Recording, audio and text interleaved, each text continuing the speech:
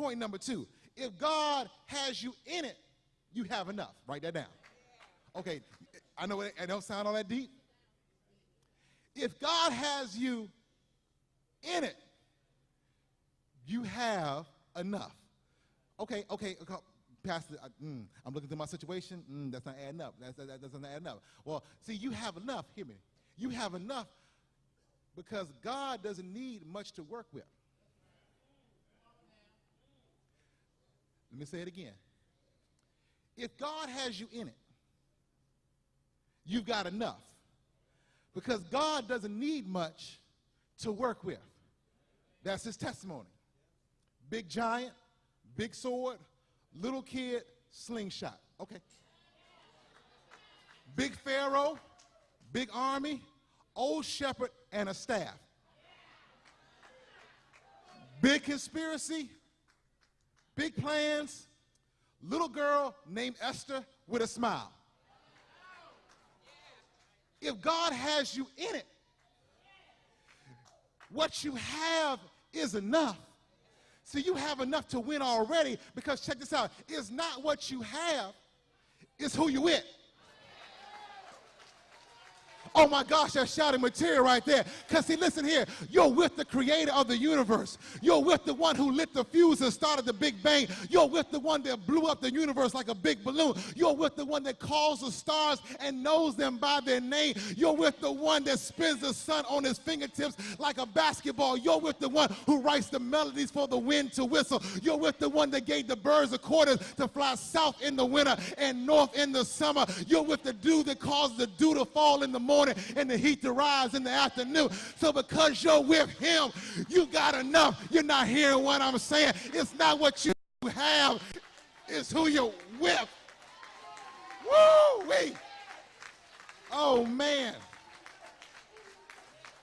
The disciples will make this mistake over and over again. They'll be in a boat with waves and forget who they're with.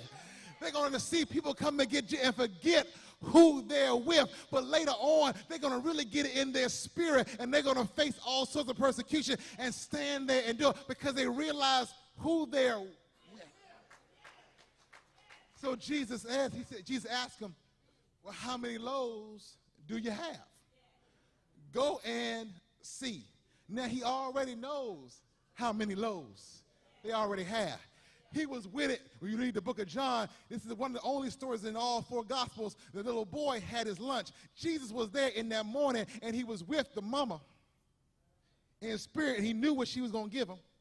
She gave him 5 little pieces of bread and 2 fishes. He said, what do you have?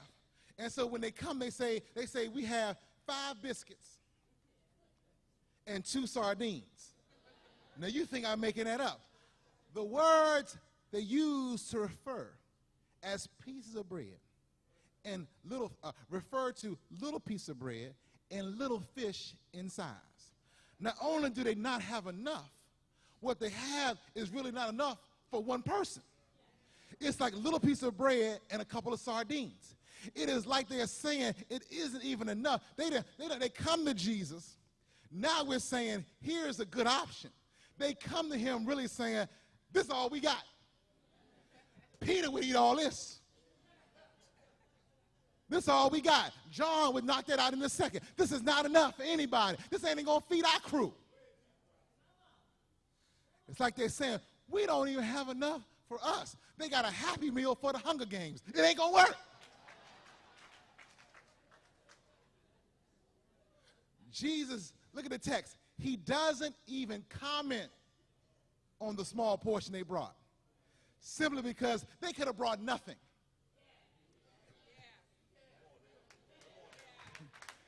Can I give you the last point?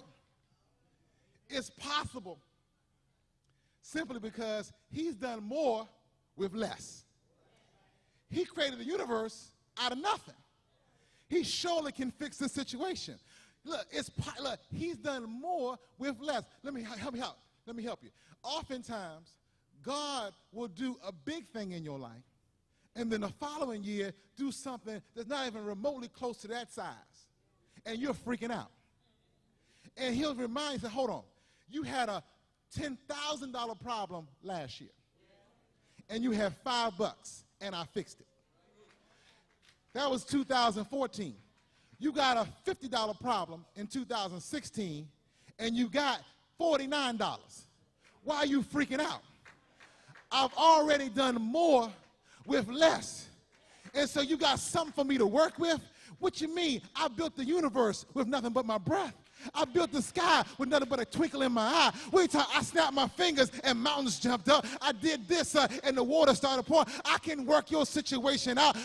I've done more with less. In verse 39, Jesus says to the disciples, have the people sit in groups before he even makes enough for them to eat. Look at that. Look, they bring him the food. He said, how many you got? 5? I knew that. Okay. Put them in. All right. Tell them to sit down. What? We came to you, Jesus, and we said, disperse the crowd and send them away. I don't care where they go, but send them out. And you now telling us to tell them to get closer and sit down and get in groups like we at the family reunion. Listen here. It's possible, and because it's possible, God will often tell you to do some stuff before he's shown you some stuff. Oh, okay. Okay, let me slow it down. He told him to do something before he showed him anything. It wasn't like they all of a sudden he started multiplying loaves, and then he said, all right, now tell everybody to sit down, we're going to eat. He tells them, go have everybody sit down, and then he multiplies the loaves. Oftentimes, as an act of faith, God is going to ask us to do something before he shows us something. Now, I'm sure there were some church folk up in the crew. Some of the disciples, because he has lost his mind. He's going to lose the church on this. We're going to have all these mad folk. You know, folk will get me mad. You tell them they're going to have something to eat, and they don't have nothing to eat.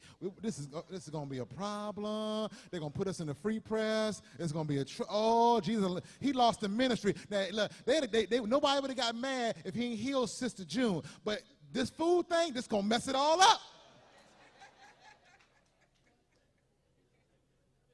Because you're not church folk here. You know, folk been delivered, set free, all that kind of stuff, and you forget to send a card on somebody's birthday. They don't never show up to church no more. You know how folk are.